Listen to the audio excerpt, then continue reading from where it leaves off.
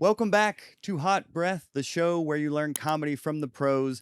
I am your host, comedian Joel Byers, and our guest today can be seen touring the country, not only headlining his own shows, but also opening up for some of the biggest names in the game, like Leanne Morgan and Nate Bargatze.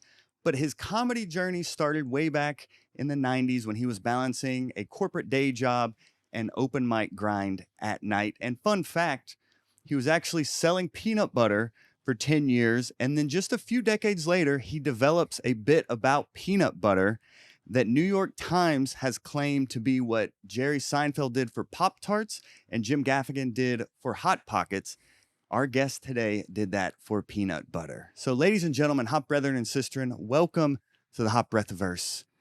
Mr. Greg Warren, everyone. Hey, Joel. Hey, Greg. Welcome to the Hot Breathiverse. Yeah, it's good to be here, man. Yeah. So, I kind of mentioned the peanut butter thing at the beginning, and we were kind of talking last night about it took you decades to actually develop that. Yeah, man. I tried to write about my career several times. I took a run at it, about every 5 years I tried to, and I would get some jokes, but it was, it never really stood out. And then I put something out like in the middle of the pandemic. I'd shot it before the pandemic. And so I had like all this time and I was like, I'm going to do like two things on this next hour. I'm going to take another run. And I was kind of like, I'm going to take another run at Procter & Gamble. And then there's this guy that when I was in college, there's a comedy club called Deja Vu in Columbia, Missouri. This guy named Freddie DeMarco who owned it. And I worked there and he's a complete character.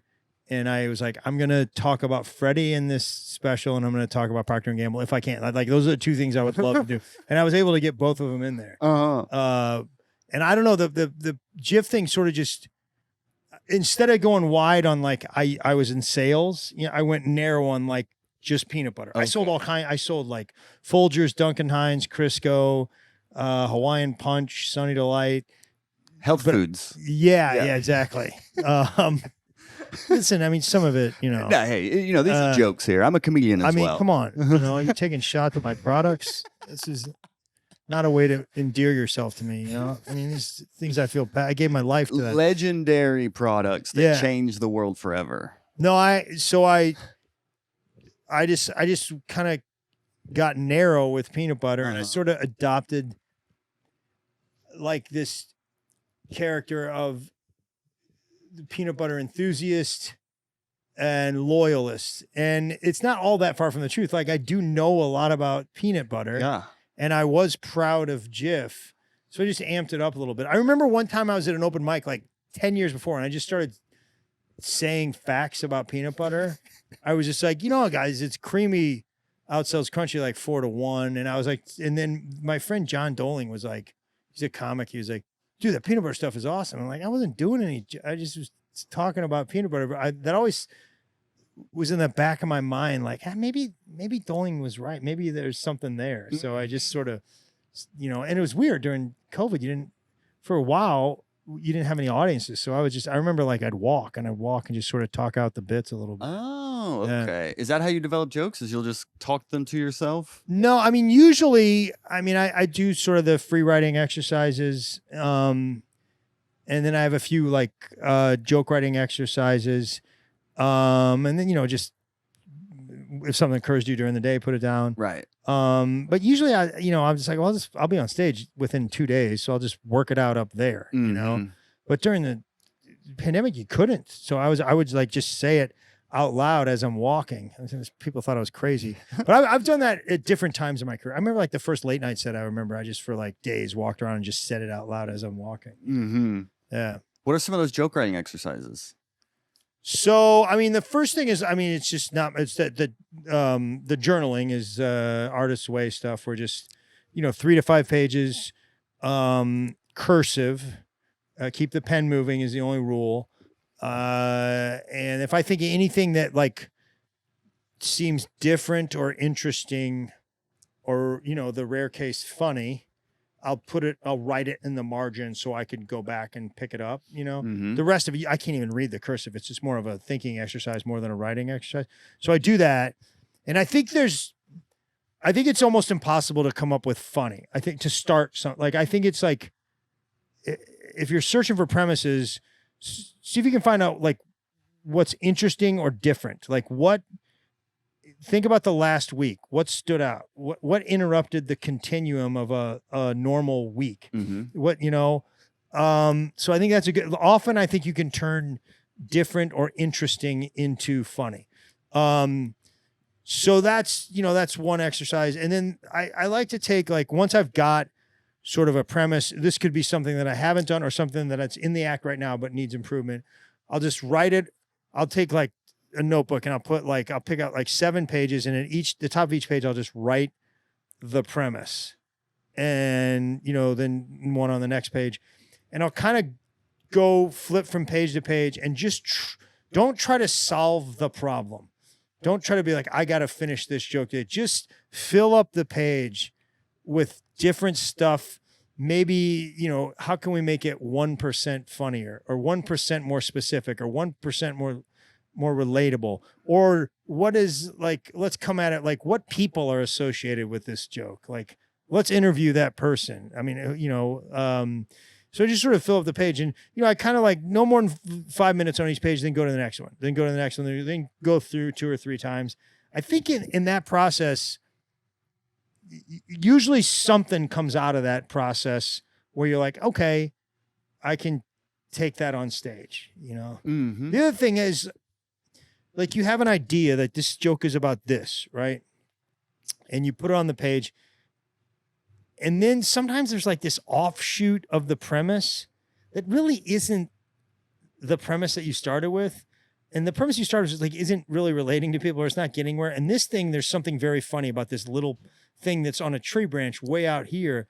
You need to be willing sometimes to just chop off the whole tree and just start with that little thing. Like that, now that's your premise. Wow. Mm-hmm. But sometimes I think we get where it's like, no, I have to, I have to stick with, and you can also go back and take another run at what you thought was funny.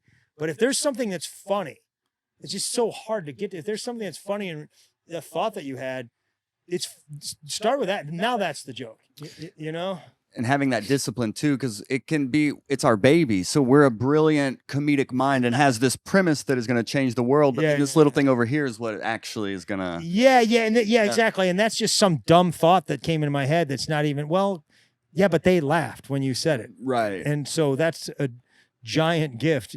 Keep it, So is that how the peanut butter bit started to expand? Is you were trying it from a salesman point of view for the years, and then eventually like, let me try from this point of view? And then I always did a lot of like sort of, there's usually characters in my act, and it's usually me talking to somebody, and usually I'm straight man or victim, so I did a lot of like like me being a bad salesperson, the challenge of being sales, like, I remember one of the jokes was like, they used to have this thing called the assumptive close. That's how you close it. Like, don't ask the guy, if he wants it, ask him when he wants it, Mm-hmm. And I'd try this, like, Bob, these are the new Pringles cheese and onion.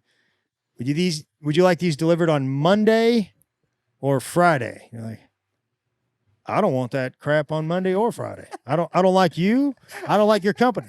I think I'm going to get rid of the whole product line. You want me to do that on Monday or Friday? Yeah. So it was like that, which was a decent joke, Right. but it was like, it didn't really go a whole lot of places. And then what was funnier is I just started talking about, like, I just sort of listed everything about every product. And Jif just seemed to have the best starting place, because it was like, oh, there's 3. How when you're doing premises, you're like, okay, I don't know.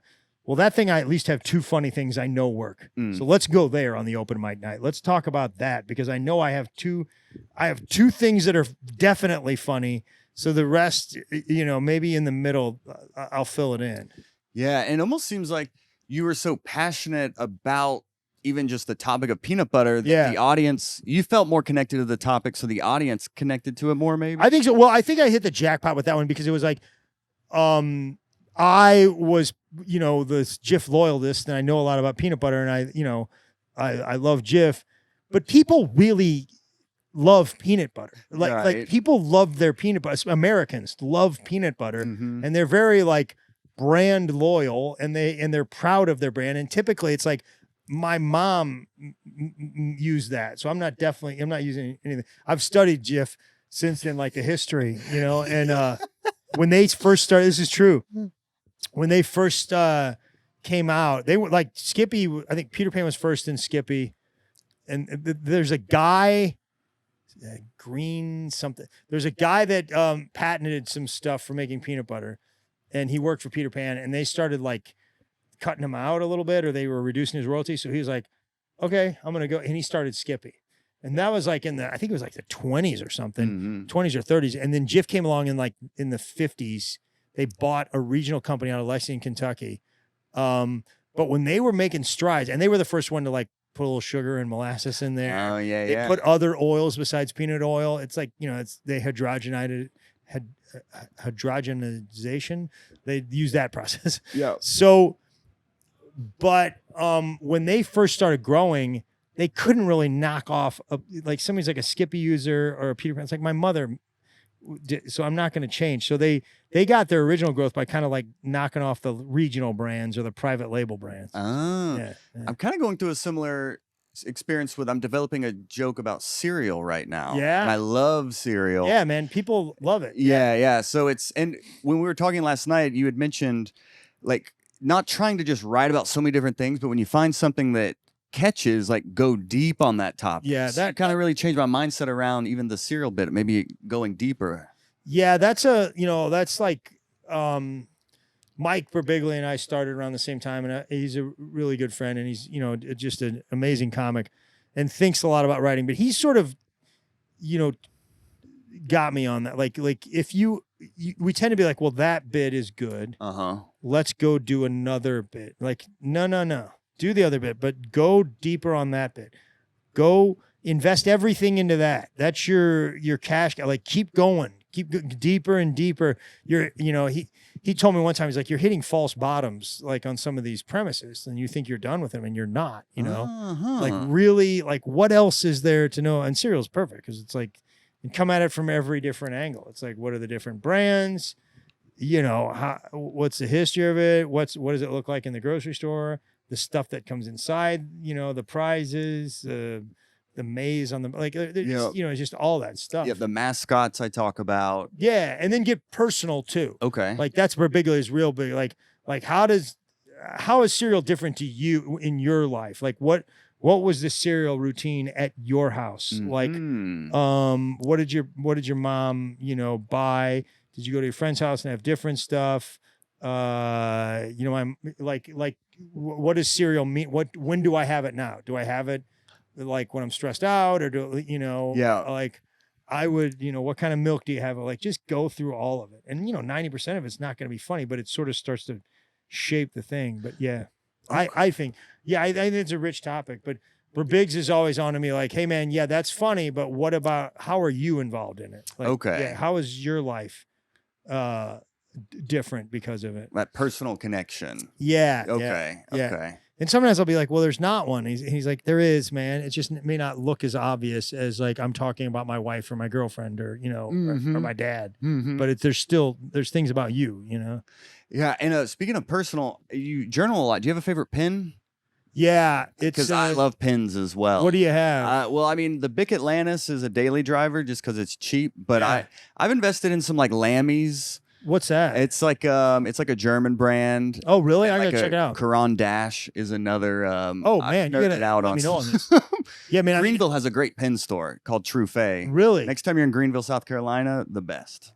That's all. I wish I was just there, man. I mean, I am like only Uniball. Oh, now. okay. Like it's the only one, and it's the only thing I write with. I'm like, the only thing. Wow. The only thing. Yeah, it's just this is old school. Complete loyalist, man. Yeah, and they're not always available. So I just at some point I was like, there's no Uniball, or and then I was like, what am I doing, man? I make a good amount of like. I just went and I like ordered like 100 Uniballs. Yeah, and all my nice pens, I've lost most of them. So it's I just got to keep it simple. My mom got me a really nice pen. My old manager got me a really nice pen, and I immediately lost. Yeah, them. I've lost all of them. But even then, I think I'd still prefer writing with a Uniball. Yeah, I always come back to that, or a Sharpie S Gel is one too. Really? Yeah, that's a good gel pen. It doesn't smudge. I think I've got. I don't know, man. Uniball loyalist. Okay. Yeah, I mean, I think I have a couple of those. I don't know. I trust you, but Well, before we land the plane here, because your second show is about to start, I had a question from our Patreon, and this is something I was curious of as well. Is how did you get connected with Nate, and how did you start working together? so I mean, the first time I met Nate, there was a CMT had like a comedy show. Oh, way back in the day. Yeah, yeah. and Nate at that time, Nate had to be probably like in his early 20s, and he was, I'm a lot older than Nate, so I was probably mid 30s, early mid 30s, and he was a young guy, and we just all went to Nashville, and I was like, this guy's good, and then I ran into him. I moved to New York several years later. I stay in touch with him just a little bit, and got to know him there. I think even Nate opened for me, I think like once or twice. Yeah.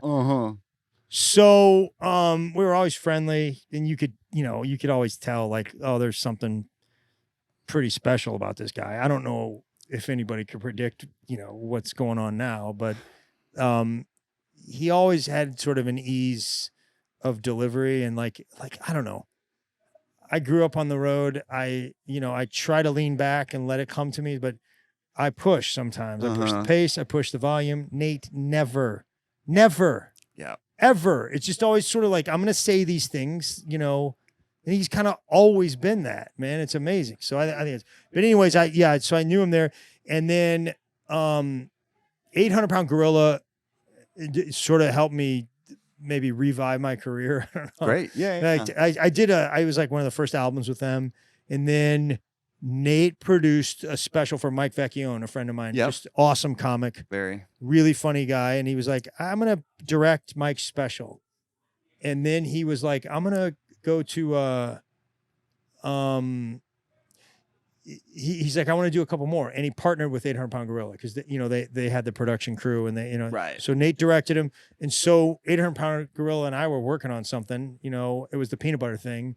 And, I had gone clean. I was never filthy, but I was a little profane probably 10 years ago, 20 years ago, So I'd been clean for quite a while. And they went to Nate. They're like, hey, man, I know you want to do it. Greg Warren's got a thing. And Nate's like, yeah, I know Greg. Yeah, let's see it. And so I did that with him. That was the Salesman. And he was awesome to work with.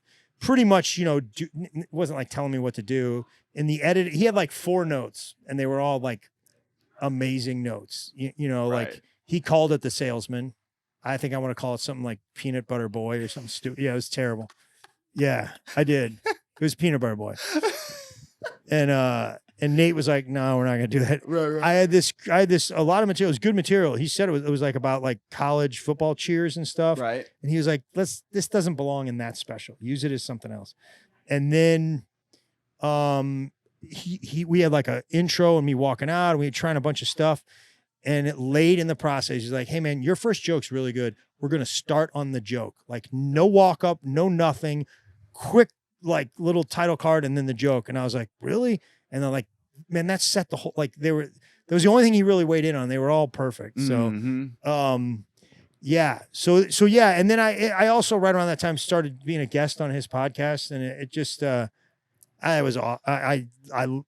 Aaron and Bates and Nate and Dusty, like they're just great guys. And I have a blast on them there. And I sort of connected with his audience. And then, since then, I have a podcast called The Consumers with my 2 friends, Sean and Tim, and Nate produces that. So yeah, he's been awesome. And then, I get to open for him every now and then. In arenas. It's insane, like man. 20,000 people. Dude, it is insane. I mean, I still get like chills watching him walk on the stage because, it's in the round. The floor's all sat. So he'll just like walk through all these people as this music, like they have this awesome hype video, and it's like all in Nate's career. He just walks. This guy just sort of glides through these like people. The Messiah. He's like walking on water. Walking through these people, like shaking hands or whatever. And they're going nuts, man. I mean, the video gets a standing ovation, Yeah, the video's awesome. The video's really good. So, yeah. So yeah, that's been pretty crazy, man. It's insane. Yeah. I mean, it's well deserved. You know, you've been doing comedy how long? a long time. Yeah. I mean, I full time for like 25 years, but I was doing it before. Yeah, yeah, well deserved. Yeah. But as we land the plane here, do you have any closing? And thank you again for your time. Oh no, man, this is great. Yeah. Do you have any closing advice for the next generation of comics out there? I mean, a million things. You know, like don't stop writing. I kind of stole this from Gary Gulman. Go look. Gary Gulman put out a bunch of stuff about like writing tips. His tweets were amazing. Yeah, really good stuff. Yeah. But don't stop writing. Like there was I think I had a couple disappointments, you know, later in my career, and I was like, I think I'm done. You know, not done being a comedian, but like I'm probably just being a baby, feeling sorry for. And I just didn't do anything creatively for a better part of a year, you know, and it was like so, and then everything better happened. Like just keep writing, just keep writing, and then I think like.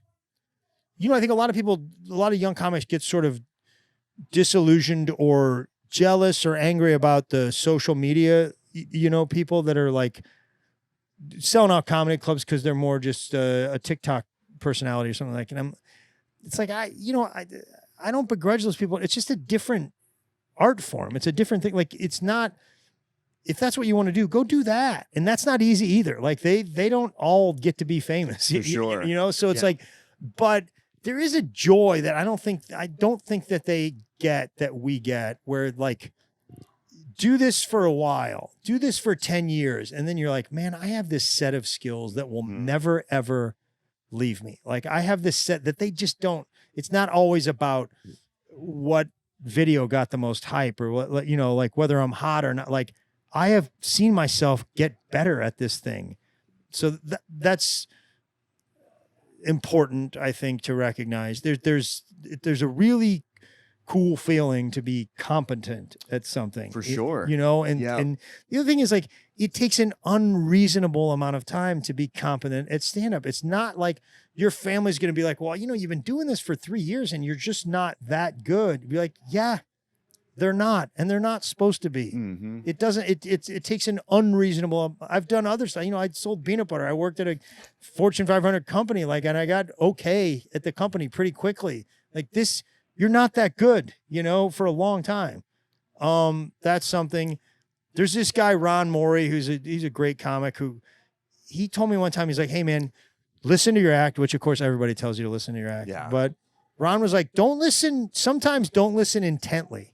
Like just have it on in the background. Like when you're doing the dishes or you're folding laundry or you're driving or whatever, just have it on and just hear it. Don't actively listen, just hear it. And when you're younger, there's something about it just sort of seeps into you just get used to your voice. You know how when you're walking through the room sometime and you hear your buddy on stage and he'll say something, you're like, I immediately know how to fix that joke. Just switch those 2 words, you know, or whatever, because you're not emotionally attached to his material, you know. But when you're listening to your own stuff, you're like, I hate the way I sound. I quit my job for this. My girlfriend broke up with me. I'm never going to be like, I sound like that. I could have like, what am I, you know, like, and all that's garbage. But if you listen to yourself regularly, like every day, and while you're doing the dishes or whatever, you just start hearing that guy on that tape like he's your buddy when you're walking through the room. Like some of that stuff gets desensitized. Yeah. And you just, your delivery becomes a little better.